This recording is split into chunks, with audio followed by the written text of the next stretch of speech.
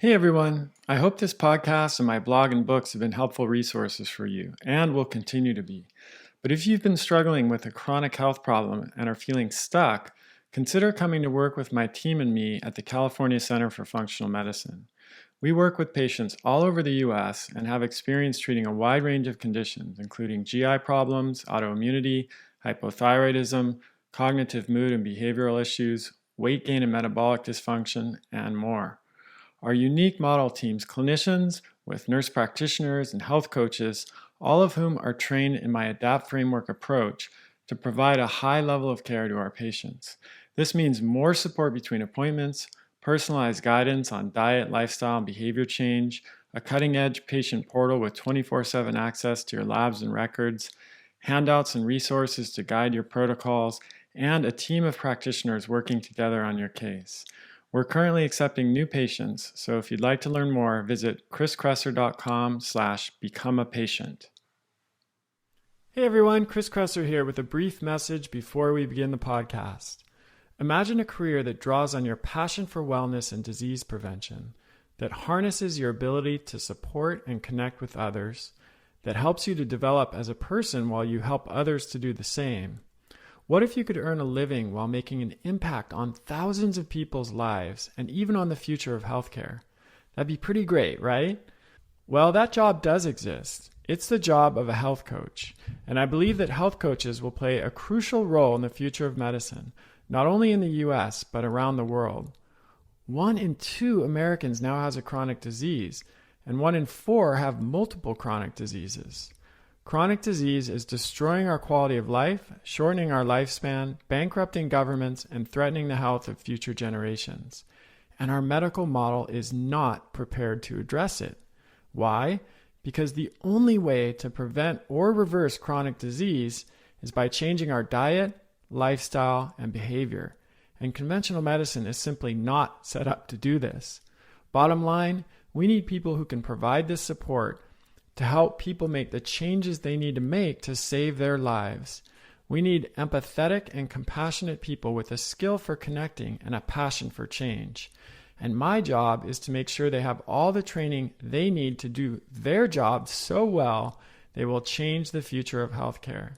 A career as a health coach can be incredibly fulfilling both professionally and personally. It really could change your life, and it can also change the world.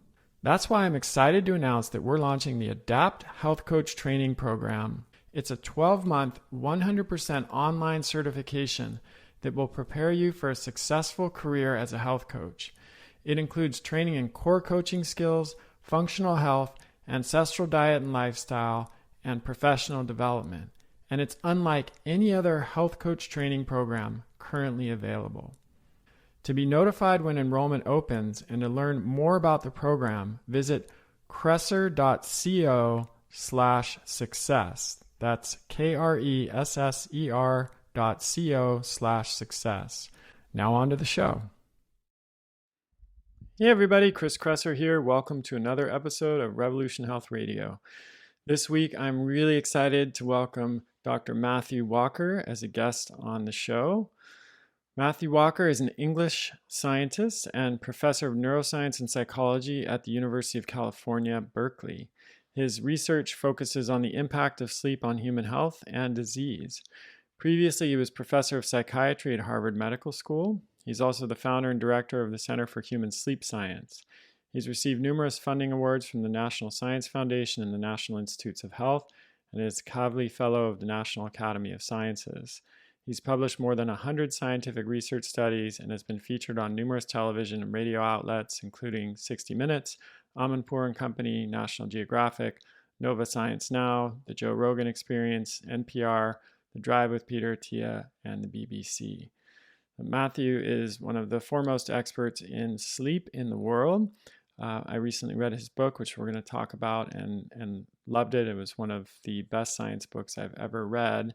And we're going to do a deep dive into the history of sleep, why humans need sleep, how we're wired to sleep, the purpose of sleep and the processes that occur in the brain and body during sleep, and some very practical recommendations and tips for sleep. that I think will be very helpful for you, the listener. So I hope you enjoy this interview, and let's dive in. Dr. Walker, thank you so much for being here. I've really been looking forward to this. Oh, it's a delight and a pleasure to be here, Chris. So I always like to start with a bit of background. Can you tell us how you got interested in studying sleep in the first place? Yeah, I mean, it's interesting. I don't think anyone when they're growing up wants to be a sleep researcher. When you think about that classroom of young kids and they say, "What would you like to be when you grow up?" and hands are shooting up, astronaut, doctor. Um, no, no one says sleep scientist. Yeah, I can't say I And recall anyone saying that in my classroom. and I hope to change that at some point. But Hmm. I think for me, perhaps like most people, I became an accidental sleep researcher. Um, I started off at medical school, which you can do at age 18 back in the United Kingdom.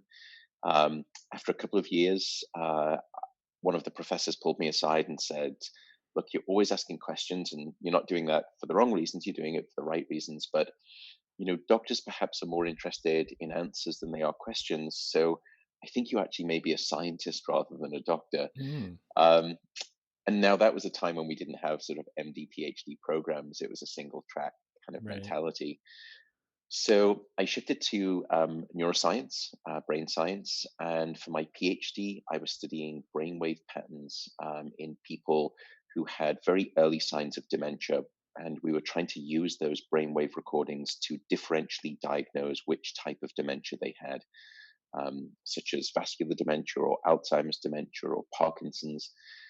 And I was failing miserably. I was getting no good data, and every sort of weekend, I'd finish up on Friday at the libraries and I'd take all of my medical journals home. And in my doctor's residence, I'd have this little igloo in my room of journals that I would sit in over the weekend and read. And one weekend, I realized that these different types of dementias, some of them would eat away at the sleep generating centers and others did Mm, not. And I thought, my goodness, maybe I'm recording the sleep of my patients at the wrong moment in time, which was when they were awake. I should actually be measuring them whilst they're asleep. mm, And got a small grant, set up a sleep laboratory, didn't know what I was doing for the first couple of months, figured it out. And then that's where the great results came. At that point, I started to then ask the question, I wonder if sleep is not just a symptom of degenerative dementia. I wonder if it's a predisposing risk factor or a causal trigger. mhm. And that's when I thought, oh goodness, so what is this thing called sleep? Um, I realized that no one could answer the simple question back then, which was 20 years ago, Yeah. um, which was, why do we sleep? And I thought, well, that's a great question. I'll go and answer that in a couple of years and come back to this question, not realizing that some of the most astute minds over centuries had failed to crack that question. And I thought, without any hubris, I was just going to do it in 2 years. Mhm. Um, and that was 20 years ago. And I think what I've learned is that hard questions care little about who asks them. They meter out the lessons of difficulty all of the same. And I have been schooled. Mhm. So that was my accidental journey into sleep. That's great. What a helpful mentor you had in that process that Very spurred much you so. along. Yeah. Tough love all the way. Yes, yes. Do you think you might have done an MD PhD program if those existed at that point in 2020 hindsight? Very much so. Yeah. Yeah. I think, what I love about science is that it's intellectually incredibly fulfilling. But emotionally, an academic life in some ways is perhaps a little bit um, devoid of emotional fulfillment because it's Mhm. it's almost egotistical. What grants are you getting? Right. What Where are you podcasts are you on? What publishing? books? Yeah, where Yeah. are you publishing? What awards have you won? Mhm. And that didn't really, for me at least personally, it didn't really satisfy. And where I get my emotional nourishment from is actually teaching. I adore teaching, teach a big class here at UC Berkeley on the science of sleep. And Mhm. there it's not about me, it's about my students. And that is very ego less. And you can't have an ego in that regard, not if you're going to be a good teacher. Right. Right. We're neighbors, by the way. I'm up in North Berkeley Hills, and I did my undergrad at UC Berkeley. Really? Okay. Mhm. So, and your undergrad was in? Berkeley being Berkeley, I made up my own major. So it was, I wrote my thesis on the social and cultural implications of the internet, which was just emerging. You and I are about the same age. So this was 92 to 96. And, My goodness, the how worldwide, prophetic. the World Wide Web was like gray background pages with blue links. You remember that? And Yeah. my claim to fame was that I had a picture on my website, which was pretty fancy and sophisticated back then. Yeah, I But remember sort of doing, intranet sort of communication, which was the forerunner of email and working in terminals and right, scripting. And yeah, it was, exactly. So you teach a big course at Berkeley, like I do. oh, that's Yeah, on the phenomenal. science of sleep. It's That's about 500 or 600 kids oh, when it I love gets it. That's big, and great. I it's remember those courses. I'm sure they love it.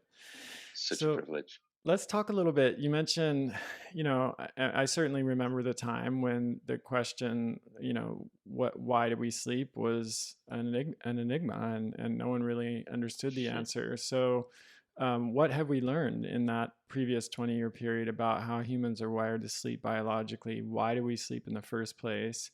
And then I'm also curious to know, has the answer to that question changed as we progressed from our hunter-gatherer roots through to the development of agriculture, and then more recently industrialization, and even more recently, the advent of screens and other technologies that have disrupted our circadian rhythm. I mean, certainly the most recently, that's too fast for genetic evolution to occur, but perhaps not epigenetic changes. Mm. So I'm curious about that whole trajectory. Yeah, so great questions. Let me sort of try to reverse the reel. I think the first question, why do we sleep? And we didn't have a good answer 20 years ago. The crass answer was that we sleep to cure sleepiness, which is the fatuous equivalent of saying that we Yeah. eat to cure hunger. It Ontological tells you, argument. right? Yeah, it tells you nothing about the nutritional benefits of nutrition and of food. And Yeah. so but now, after a remarkable litany of research over the past sort of quarter century, we've actually been forced to upend the question and ask, is there anything that sleep does not provide in terms of a functional benefit, both for brain and body?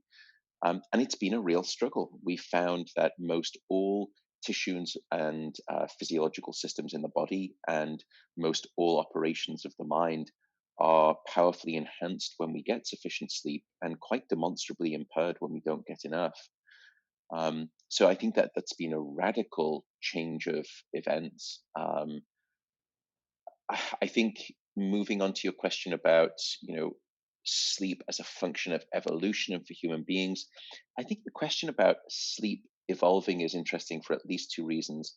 Firstly, if you take a step back, it is the most idiotic of all things to do as a biological species because, firstly, Kind of you're not dangerous, right? yeah, you're not finding food, you're not Yeah. reproducing, you're not finding a mate, you're not caring for your young, and worst of all, you're vulnerable to predation. Yeah. So, on any one of those grounds, and especially all of them as a collective, Mother Nature should have strongly selected against this thing called sleep. So, in other words, if sleep doesn't support an absolutely vital set of functions, then it's going to be the biggest mistake the evolutionary process ever made. Um, Now we understand it wasn't a blunder. Right. Yes. It was a sublime stroke of genius. But the second reason I think that question is interesting is perhaps because sleep didn't evolve. Hmm. We assume that it did. And I've got a wacky theory that I think is going to be very difficult to prove. And I'm sure I'm probably wrong. But I have an idea that in fact, we started asleep, and it was from sleep that wakefulness emerged. Why do we assume that wake was the predecessor and then we had to evolve this thing called sleep? I think we Hmm. started off sleeping, and from that, wakefulness emerged. And wakefulness is, in many ways, remarkably deleterious. If you look at the brain, it's very Right. clear metabolically, wakefulness is low level brain damage. And so I think we had to return back to the sleep state every time we emerged awake. So, in some ways, I almost don't think that sleep did evolve in terms of an inception point, but then sleep has evolved dramatically across species. Every species that we've studied appears to sleep, even very old evolutionary ancient earthworms. Bacteria, in fact, even have an active and a passive phase, which Right. seems to be maybe a precursor of sleep and wake.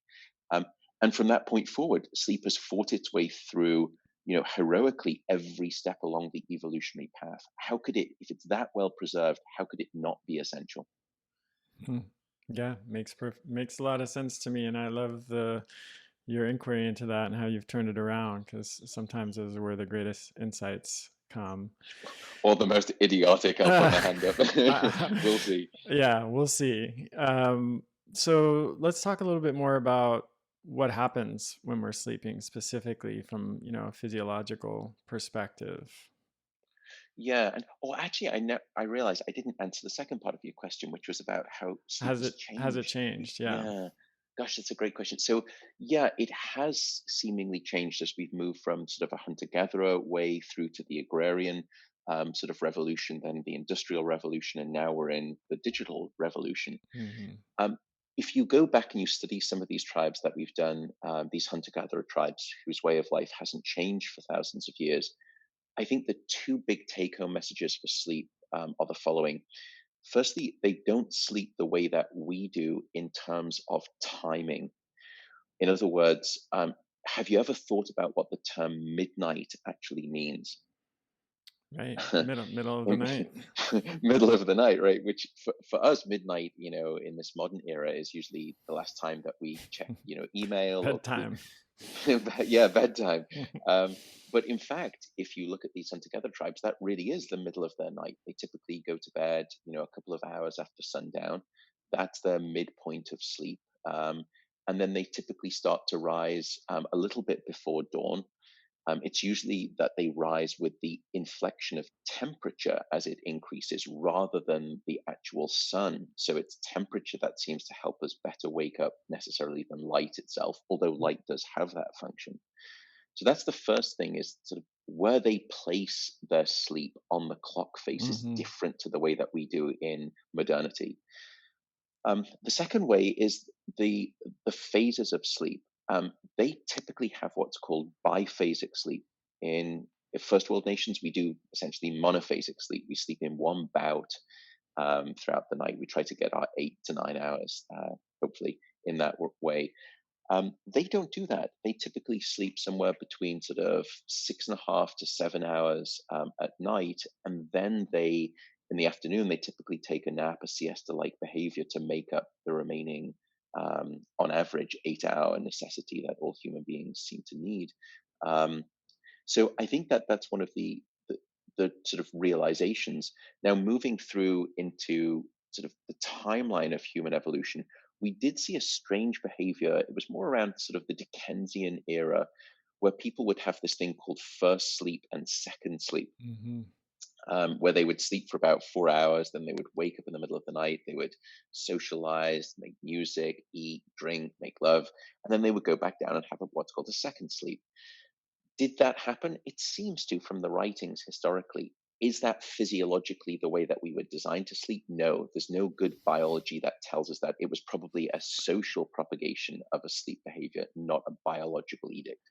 I have some patients who've read some things online about this, and I asked them about their sleep patterns. They tell me they're doing biphasic sleep, and I said, I do some digging and find out that they're waking up at 3 in the morning, or, 2 in the morning, and sending emails and and surfing the web, and then I asked them, okay, well, are you also going to bed at 8 o'clock at night, which is, part of that whole equation? No, not doing that. So, yeah, it seems even if it was typical at a certain period of time, that doesn't mean it's normal for or beneficial for human physiology.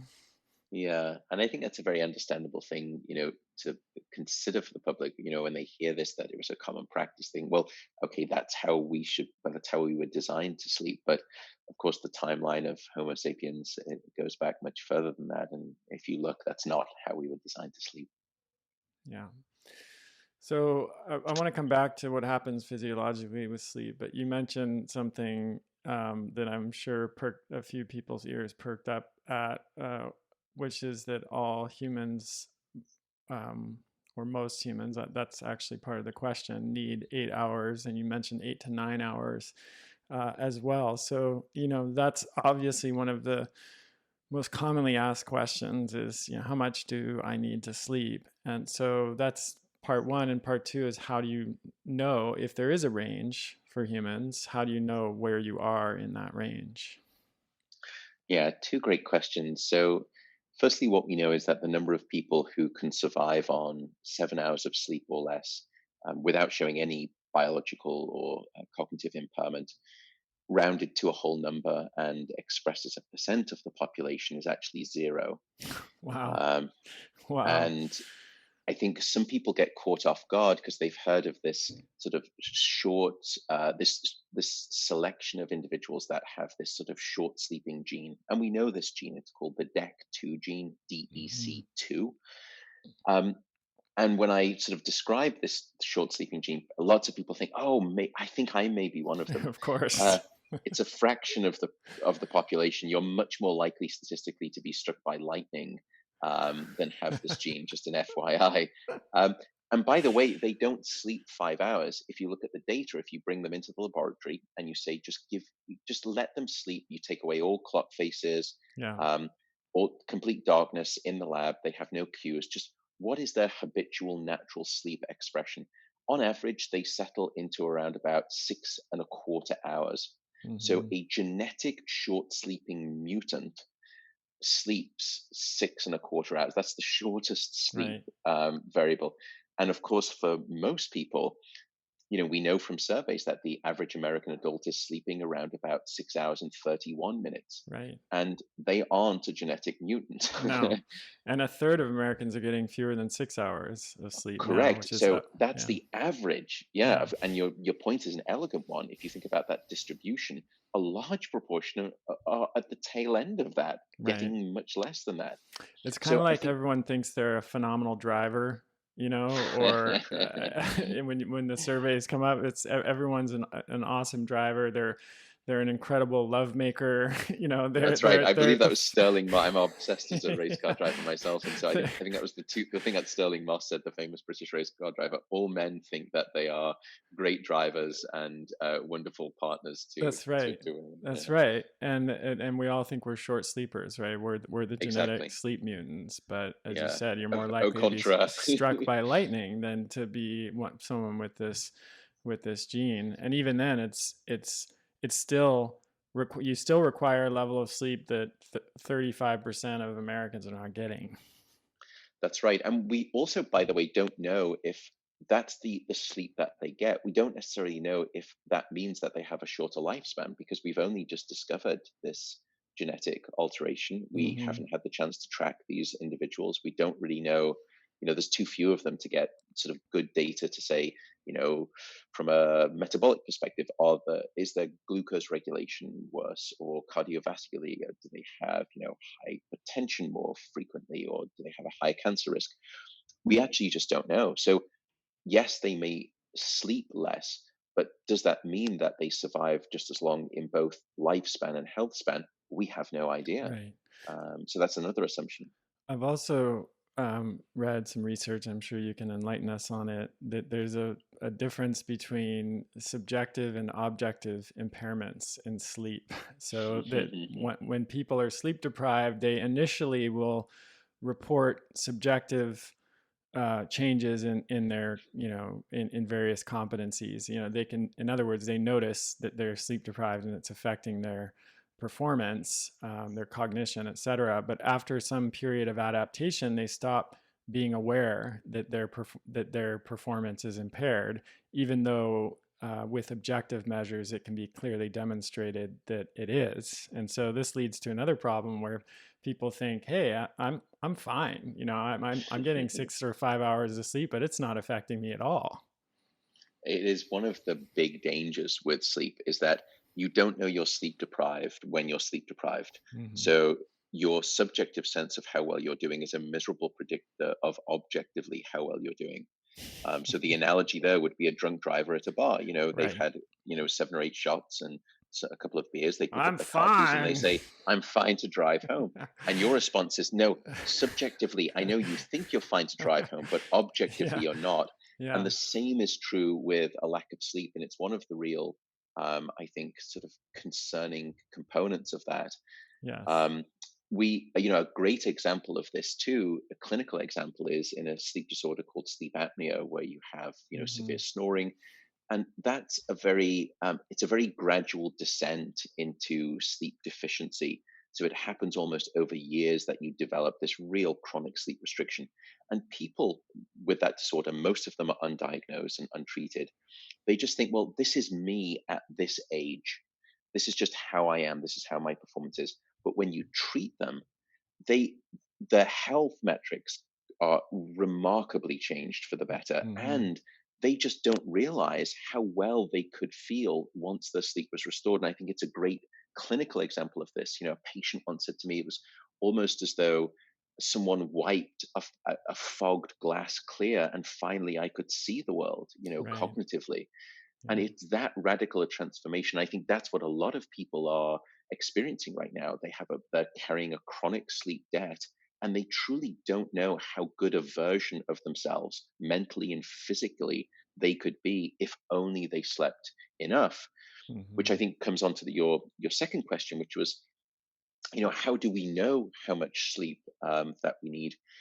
I think the first and obvious question, or answer, sorry, to the question would be, if you didn't set an alarm, would you sleep past your alarm? And if the answer is yes, then you're not getting sufficient sleep. Your body and brain are not done yet with sleep, and you clearly need more. Um, Now, that's one good metric. It doesn't mean, however, that for some people who suffer sleep maintenance insomnia, Yeah. where they're waking up throughout the night or they're having unfortunate early morning awakenings, that doesn't mean that they are well slept. So it's not a complete sort of pure diagnostic test, but for many people, it's a very good metric. Hmm. Um, what is the range of sleep? We see a range in the general population of 7 to 9 hours of total sleep time is needed. And I emphasize time because time is not time in bed. I Yeah. often say that you need an 8 to 9.5 hour sleep opportunity to get 7 to 9 hours of sleep. Because most people, when they turn off the light, they don't fall asleep immediately and then Right. stay asleep for the entirety of the night. It's called your sleep efficiency. So, in other words, of the total amount of time that you were in bed, what percent of that time was asleep? And that's your percent sleep efficiency score. And if you're healthy, you usually have a sleep efficiency of above 85%, hopefully a Hmm. little bit better than that. Now, if you think about, an 8 hour night of sleep, which if I do the math, I'll do it wrong, but maybe 440 minutes, and you think you're at a 90% sleep efficiency, that means that, you know, you're going to be awake for 44 minutes throughout that night. So for you to get your 8 hours, you actually have to be in bed for 8 hours and 44 minutes. And people make this mistake where they hear scientists like me say, oh, you need 7 to 9 hours of sleep. They think that's 7 to 9 hours in bed. So if I get into bed for 7 hours, you're actually probably much more likely to be getting somewhere around 6.5 hours Yeah. of sleep, if not less. So I think it's a really important point for people that they don't typically realize, because scientists like me don't really explain that very well. Such important points, and I think a lot of people are probably freaking out right now listening to this because You're welcome. but it's good. I mean, it's I think having the right information is more than half the battle in terms of knowing well, it's half the battle. Let's say changing behavior is a whole nother ball of wax. Yeah, We won't go the into harder here, one and maybe too. information is definitely not enough to change behavior, but um, I think a lot of people simply are not aware of what you just said. It's partly a question of lack of awareness of how much sleep is actually needed for optimal health and performance, and then it's also a question of how the heck am I going to find 9.5 hours to be in bed when I've got a family and a job and everything else, Right. with related to the modern lifestyle. But um, since we're talking about tracking sleep things like sleep efficiency ratio and how long you're actually sleeping when you're in bed. You know, a lot of people aren't that's not going to be obvious to them because they're sleeping or they're tossing and turning and maybe not sleeping. So what are your preferred methods of tracking sleep for consumers who aren't able, you know, to be in a lab at this point in time? Yeah, it's difficult. I think most of the devices out there right now, sort of the wristwatches or the rings that you can wear, Hmm. they do a pretty good job at differentiating, basic total sleep time. The problem is that they're not very good at separating out all of the different unique sleep stages that I could do at my sleep center here at Berkeley. Um, so I think right now they're probably hovering around, 65 to 75% accuracy. uh Um, and I think we will compared get compared better. against polysomnography. That's right. So Yeah. polysomnography is essentially doing a sleep study. You look like a spaghetti monster with all of these wires coming off your head and your face, and but it allows us to measure your sleep at gold standard accuracy. So that's relative to that gold standard. Yeah. Um, will we get there? I think we will. In terms of, so I think one issue is accuracy that we've yet to solve for. Yeah. The second is just form factor. I've become very enamored with a concept I would describe as unwearables when it comes to sleep tracking. Um, because when we go to bed, we typically take things off, we don't put things on. Yeah. And that's why I don't think, these headband devices are probably going to be very sticky for most people. I think you have to be very sleep committed and curious to sort of maintain that long term. I think wristwatches probably feel a little bit foreign to some people, and that's why adherence for sleep usually decreases. I think the ring is a better form factor for that because people do go to sleep with, wedding rings and other rings on. And so I think it's a less intrusive component. And then finally, I think probably the best hope that we have out there right now is the mattress. Um, I think that has the capacity to be probably one of the better sleep trackers. And it's surprising to me that we haven't done more in this space. If you think about the car that you have right now, relative to a car of the 1950s, your car now is packed full of incredible sensors that are always Hmm. measuring the health and the status of that car. If you think about your mattress in 1950 relative to your mattress now, they're much more similar than they are different. Right. Why Yeah. is that? And you think about the car, if you're unlucky, you may spend, I don't know, 5 to 10% of your life in your car. Well, you should be spending 30% of your life in your mattress. But yet we don't, or on your mattress, not in. If you're in your mattress, there's a different problem. But I think, there's this disproportionate technology bias and also spending bias towards these things. So I hope that sort of breaks down, the Yeah. tracking regime. I think we're going to get there with accuracy, and then sort of fans out the form factor that I think is best as well. I mean that's a great point. We've got like Bluetooth and Wi-Fi and coffee makers for crying out loud. You know, where you can Yeah, like I know. you can use your phone to start making an espresso, but the mattress is relatively unchanged, and it's such an important piece of our lives. So So true. you know, we've talked a little bit about optimal duration of sleep, and you know what amount of sleep most people need. Does it matter when sleep occurs? So you know you hear people say, Mm. I'm a night owl, so I go to bed at 2 and I wake up at, you know, even if they're getting 8 hours of sleep, let's say they wake up at 10. Is that any different physiologically than going to bed at 9 and waking up at 5? It's a great question. It's a really under discussed question, I think. So, as you mentioned, some people are night owls, others are morning larks, and then other people are somewhere in between. And this is what we call your chronotype. So, are you a morning type, an evening type? And about a third of the population is a morning type, about a third is an evening type, and the other third is sort of somewhere in between. Why is this important? Well, it is important because it does seem to make a difference to the quantity and quality of your sleep. So, an example would be I often get sort of both patients and people sort of speaking to me and saying, look, I'm getting into bed and I have terrible insomnia. I can't fall asleep for the first hour and a half. And then I'll say, okay, what time are you going to sleep? And they would say, well, I go to sleep at 10 p.m. because I have to wake up at 6 a.m. to get to work. And then Mhm. I'll say, well, what if you were on a desert island and you had no commitments, nobody to wake up for, nothing? When would you just like to go to bed and when would you like to wake up? And they would say, well, I'm actually more of an evening person. I'd like to probably go to bed around 1 a.m. and maybe sort of wake up at 9 or 10 a.m. the following morning. What's happening there is that they probably don't have insomnia.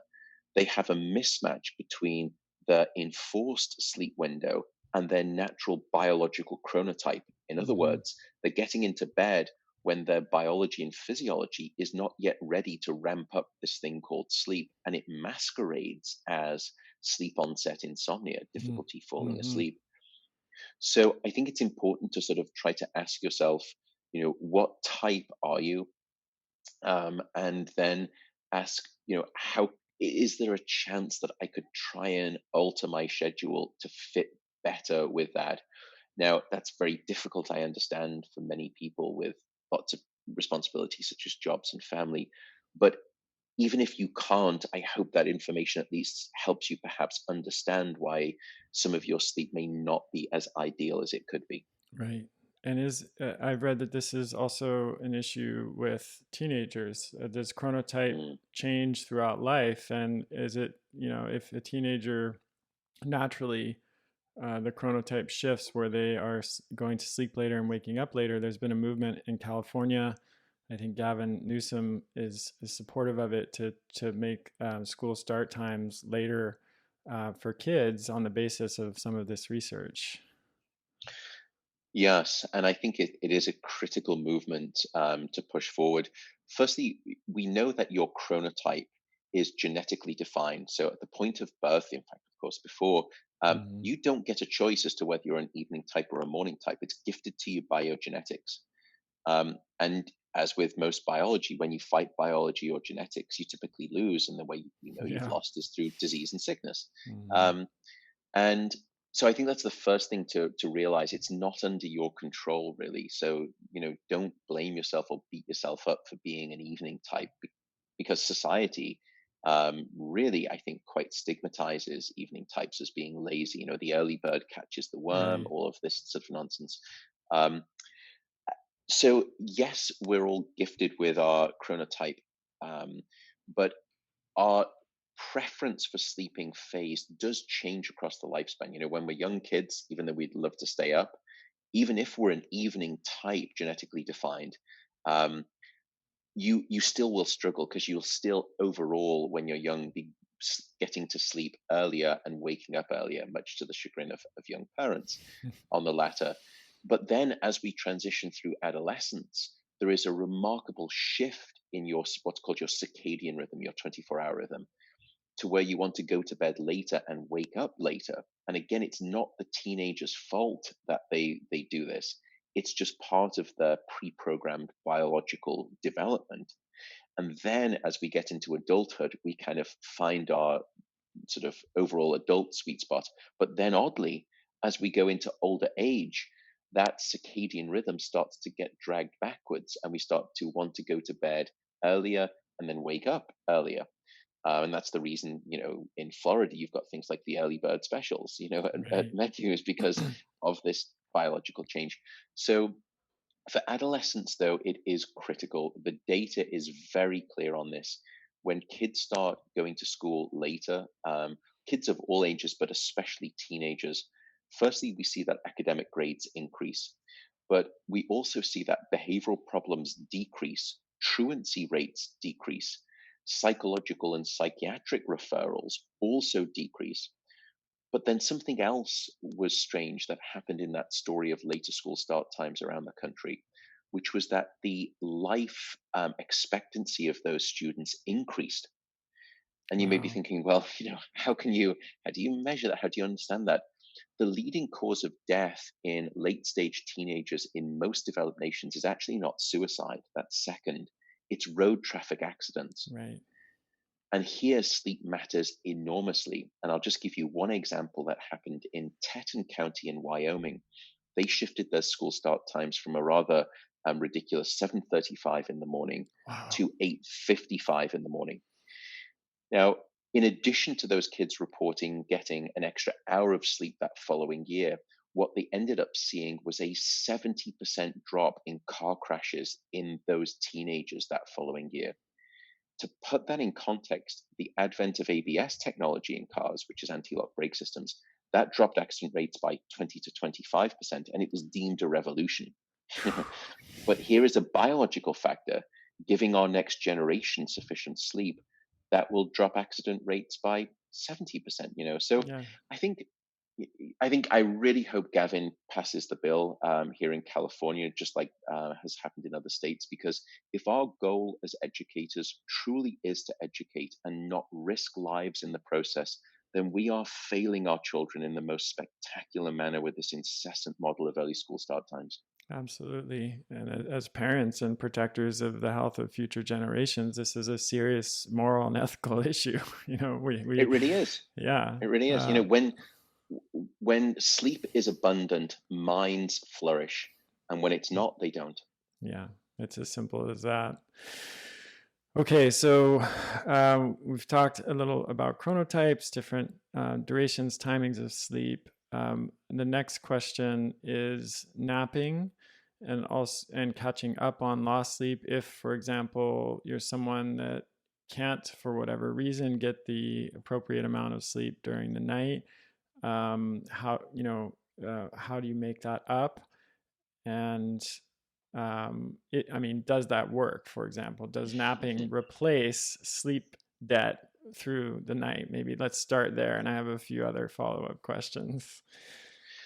Yeah, so it's a little bit complicated, but let's pick it apart. Firstly, what we know is that sleep is not like the bank retrospectively.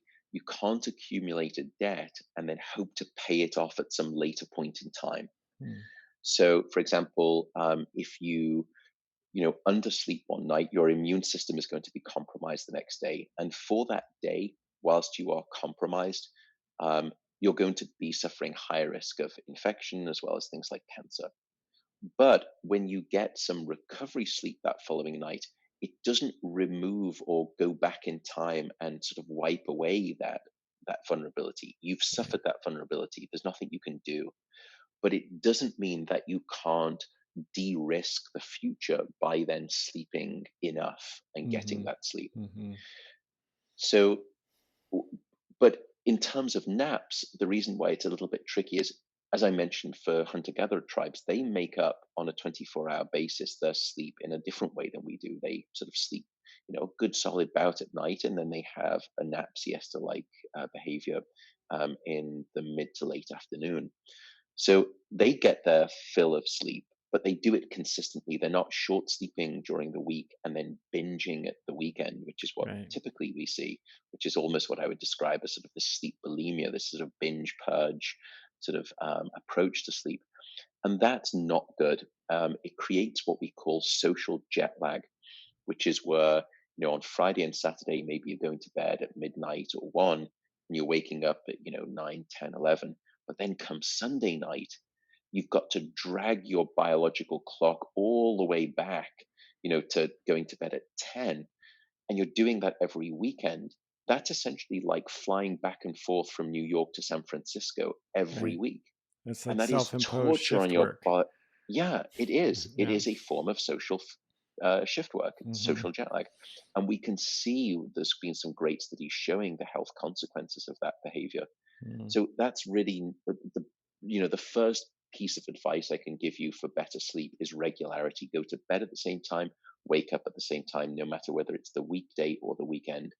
Regularity is king. It's what our bodies were designed to receive, and it will help anchor your sleep and improve both the quantity and the quality of that sleep. Mm-hmm. So it sounds like napping, assuming you're asleep, does count, towards the total amount of sleep you need in a 24-hour period. What about meditation? Mm. Well, I should note, by the way, for naps, naps can be a double edged sword. Um, When we're awake during the day, we build up a healthy sleepiness, and it's due to a chemical called adenosine. And the more of that adenosine that builds up, in other words, the longer that you're awake, the sleepier you will feel. And after about 16 hours of being awake, you should feel plenty sleepy. You should have enough of this sleepiness pressure or adenosine chemical to weigh you down so that you fall asleep easily and then stay asleep. And it's during sleep that the brain actually takes away that adenosine chemical. It sort of removes it. And therefore, we wake up after about 8 hours feeling refreshed, or we should do.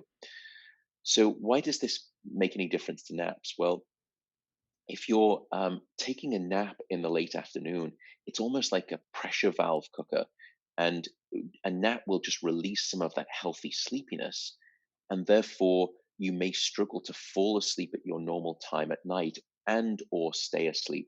So the advice is if you can nap regularly or you don't have problems with sleep at night, then naps can be okay. But if you can't nap regularly, and especially if you struggle with sleep at night, you should not nap.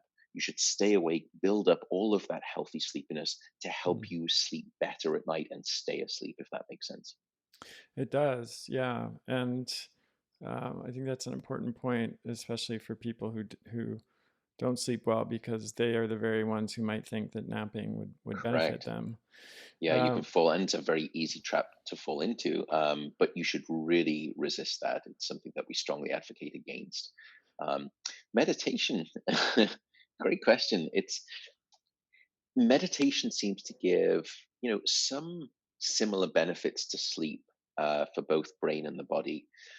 But what's interesting is that if you put people into a brain scanner or you measure the electrical brainwave activity, as we've done, meditation does not produce a brain state that is similar to sleep.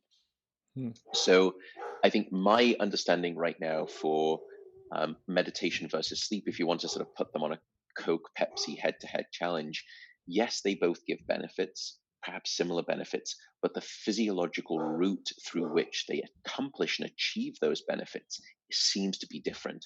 And as a consequence, meditation is not a substitute for sleep. Is meditation, however, beneficial to help you sleep? It actually is. So, for people who are struggling with sleep at night, meditation has actually been proven to be very efficacious. The studies are really quite powerful. So, it's one of the tools that people are increasingly using clinically to try and help people sleep.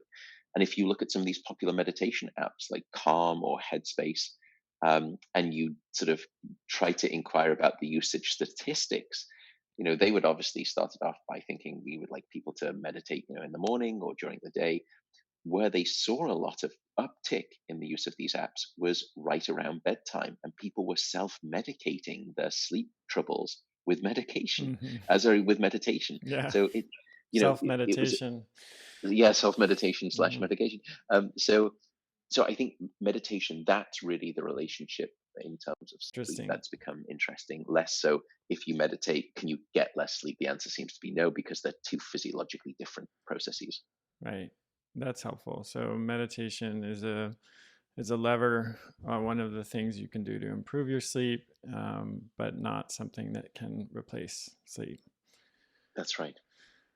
So, um, you know, uh, I think a lot of people are aware of the importance of sleep, at least in my audience. They're aware of the importance of sleep. They, whether or not they're struggling with finding enough time to be in bed, I think many people are.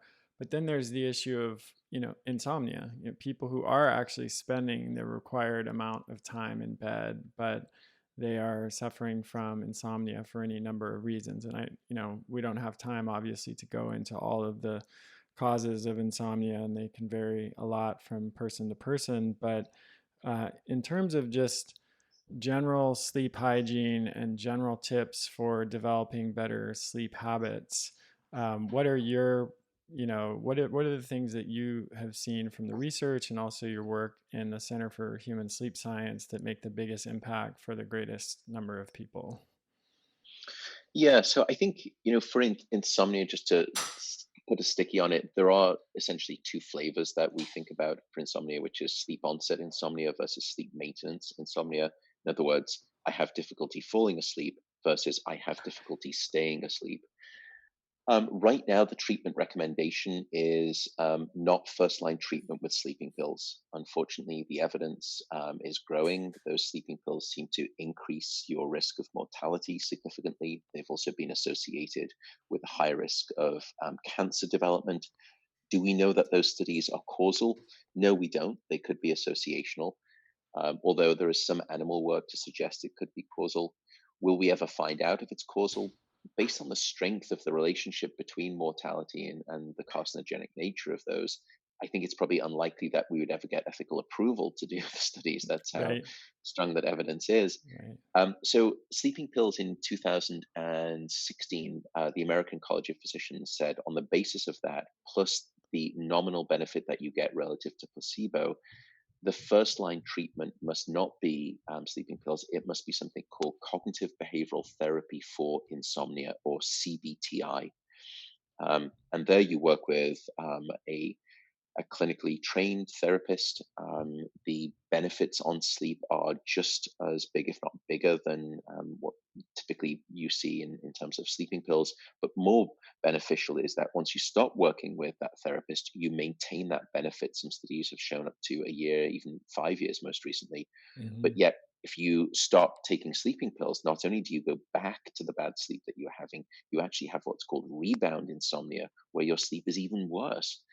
Um, so I don't think sleeping pills are really the answer, at least not the ones that we have right now And for this is insomnia. true across all of the classes of sleep medications, from Unfortunately, benzodiazepine, Lunesta, Ambien, Sonata, etc. yeah, they all do essentially the same thing. They're all trying to essentially tickle a type of receptor in the brain that's called the GABA receptor.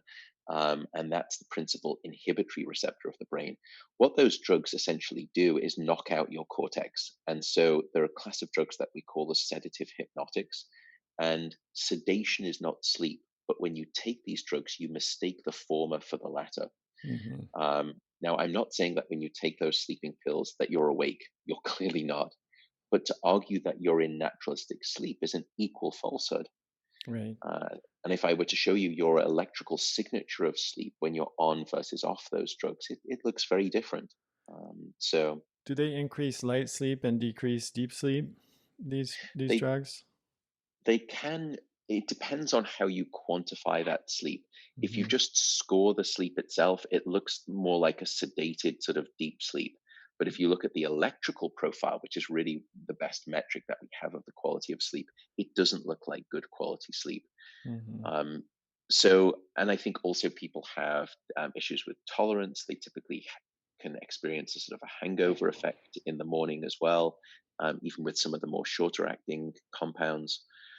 I think the bottom line is that sleep, if you understand it, the biology, is an incredibly complex physiological ballet of different things. And to think that we could orchestrate that sort of ballet with just a simple basic drug, it is probably unlikely. Right. And that's what we're finding. Our sleep solutions pharmacologically are going to have to be, pluripotent. They're going to have multiple different skews by which they try to sort of improve sleep. They have Mhm. to pull all of the different levers at all of the right times in all of the right brain areas to really mimic naturalistic sleep. So I think we're a little bit off there in terms of solutions, but we've got a great behavioral alternative which people can turn to. Right. And yet, 50 to 70 million Americans are taking these medications, and they unfortunately all Mm, too often are prescribed as a first line therapy. And to me, and what strikes me about this, like we talk, on this show and in general, a lot about the ancestral or evolutionary perspective. And it seems to me that several aspects of the modern lifestyle are just antithetical to good sleep. From circadian disruption with too much exposure to artificial blue light at night that it impacts melatonin production, and not enough exposure to sunlight during the day, to the kind of always on lifestyle that many of us live, where we're checking mm, email, social media, all times during the day. I know you're well aware of all these statistics of what percentage of teens especially, but even young adults and adults in general check their phone throughout the night, and sleep with it in their bedroom, to Mhm. the higher incidence now of chronic inflammatory diseases, because I know, from my work with patients, that inflammatory disorders are very likely to interfere with sleep, on like just a physiological basis, even if someone's mind isn't busy. So Yeah. what's your impression of that, and the challenges that the modern lifestyle presents in terms of sleep, and how much of this is just evolutionary mismatch? Yeah, my impression. I actually don't do impressions. My training is strictly in science, but but I think to come back. You sort of asked me what would be my tips for those who don't have clinical insomnia, sort of Yeah. to try and I think it speaks to this issue too. What would be, let's say, the 5 things that people could start doing tonight to get better sleep? Mm-hmm. The first we've already spoken about, which is regularity. Yeah. That really is, if there's only one thing that you remember from this sort of podcast for Mm-hmm. sleep, it would be regularity, and especially the wake up time. Really try to anchor that, and the rest of the regularity will almost take care of itself. The second component of that is temperature.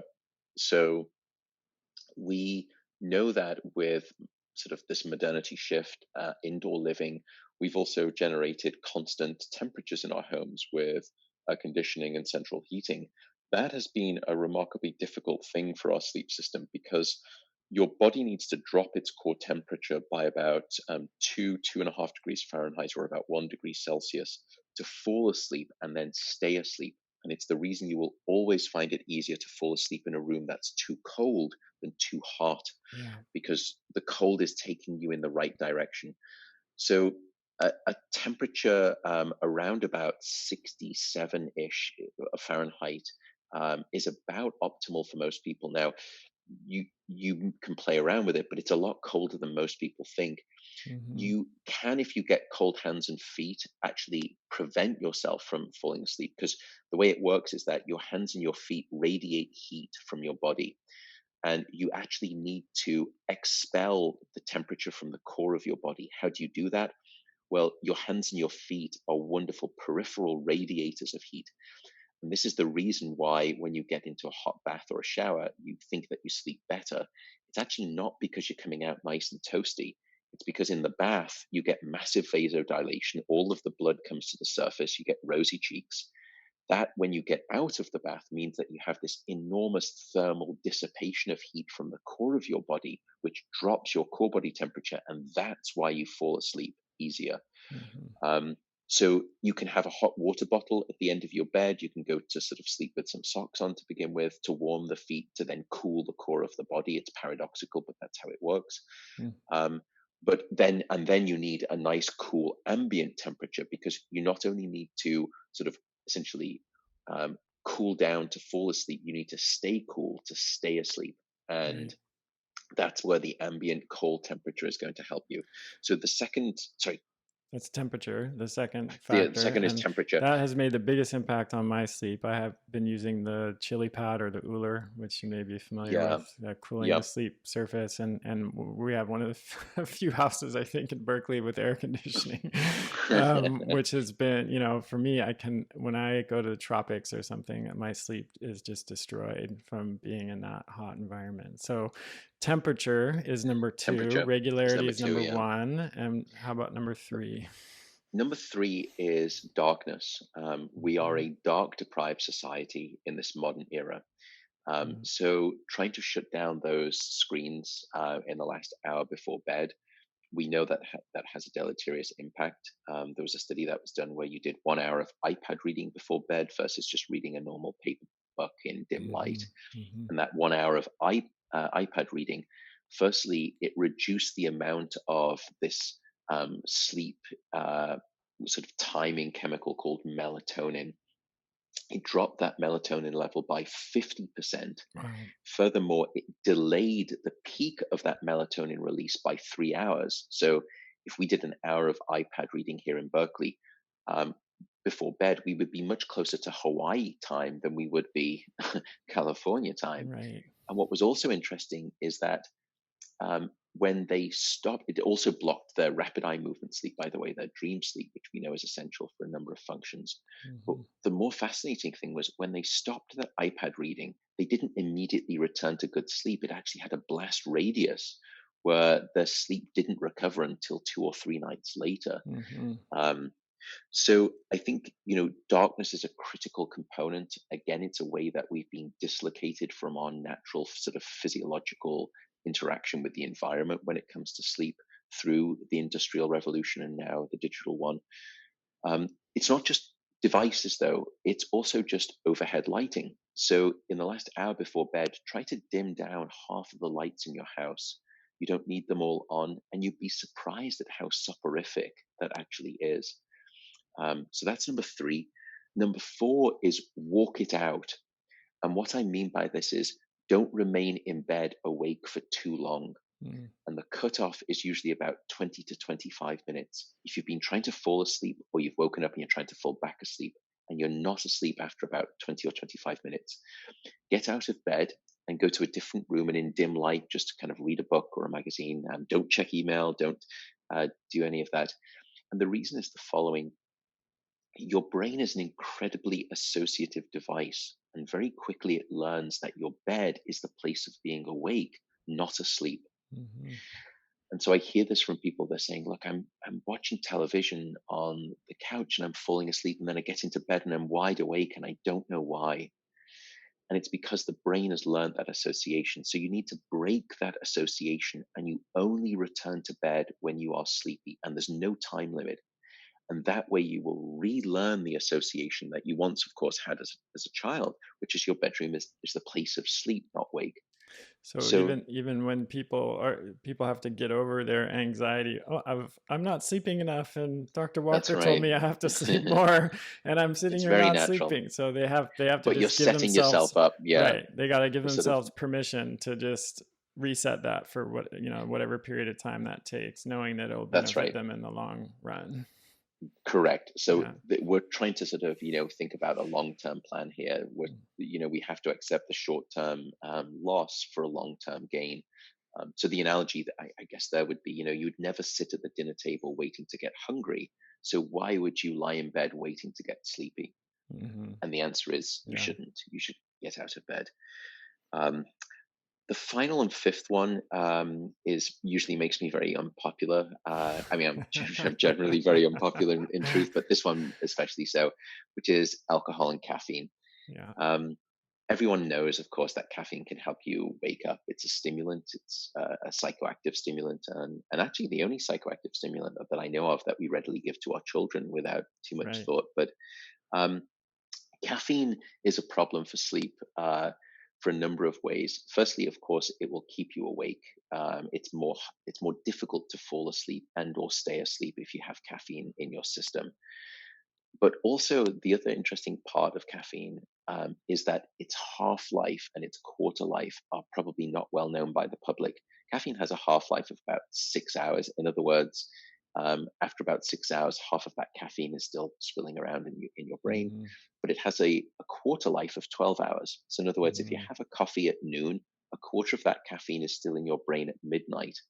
So having a coffee at noon is the equivalent of sort of tucking yourself into bed at midnight, and before you turn the light off, you swig a quarter of a cup of Starbucks and you hope for a good night of sleep. And it's probably not going to And happen. that's if you just had one cup. That's right. And so, that's one of the issues. The recommendation is usually try to cut off, about sort of 14 hours before your expected bedtime. The other issue, though, some people will say, look, I'm one of those folks who can have an espresso with dinner and I fall asleep fine and I just stay asleep. Even if that's true, we've done these studies where we give you a standard dose of caffeine, let's say 180 milligrams in the evening. Even if you fall asleep and stay asleep, the depth of your deep sleep is nowhere near as deep. In fact, it's usually about 20% less. There's a 20% impairment or reduction in your deep sleep. And to put that in context, I would probably have to age you by about 30 years to get that type of a drop in deep sleep. Wow. Or you could do it every night with a cup of coffee with dinner. So that's caffeine. Yes. Alcohol. Alcohol is probably the most misunderstood quote unquote sleep aid. It is no sleep aid at all. Mm-hmm. Alcohol, again, is a class of drugs in the sedative category. So when you have a nightcap, you're just knocking the cortex out again. You're not going into natural sleep. You think you fall asleep faster, but you're just sedating the brain.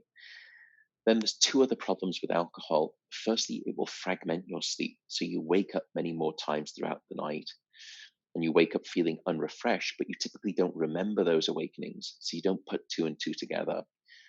And the final component of alcohol is that it's actually very good at blocking your rapid eye movement sleep, your dream sleep. And so, again, alcohol is really one of those things to be avoided if you can in the evening. I typically would, offer the non-politically correct advice as a British man, which would be if you are going to drink, just go to the pub in the morning, and that way the alcohol is out your system by the evening. But I would never say that on a health podcast in public. Yeah. Well, you're not here to be popular. You're here to educate us on the importance of sleep and how to get better quality and more sleep. And I appreciate that because, as a healthcare practitioner myself, I see so many people that I think are suffering health problems that are at least partially related to sleep deficit. And it's so easy to, look in other places rather than just looking at the simple some of the simple things like diet and sleep, for example. So it's so true. I think we're always trying to optimize for these different sort of physiological systems. How do I optimize for my cardiovascular health or my glucose regulation, or my cognition? When we fail to realize that sleep, in fact, is the tide that rises all health boats. It's the superordinate node. Mm-hmm. And you can almost think of sleep from a health kind of augmenting perspective. It's a little bit like one of those big music mixing decks that you see in these studios, where they've got all of the different dials, which are all of the different biological systems. And then there's that one dial all the way over on the left, which if you move it up, all of the other dials go with it. Yeah. That is sleep. It's the Archimedes lever. And if you focus on that, you will be doing a remarkable service to your both health span and lifespan. Mm-hmm. Fantastic point. I love that analogy. So your most recent book, Why We Sleep, was a real tour de force. It was one of my favorite science books I've ever read. So comprehensive and such a great job of pulling together all of the relevant literature and yet explaining it in an accessible way that the layperson can understand.